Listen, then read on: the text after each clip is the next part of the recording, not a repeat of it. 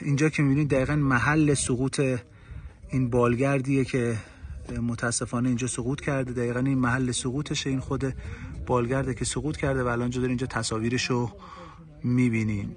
این تصاویر توسط پهپادهای جمعیت هلال احمر که جزء داوطلبین ما هستن تهیه شده و الان دارین اینجا شما می‌بینید که متاسفانه بالگرد به این سبک، به این شکل تو منطقه سقوط کرده.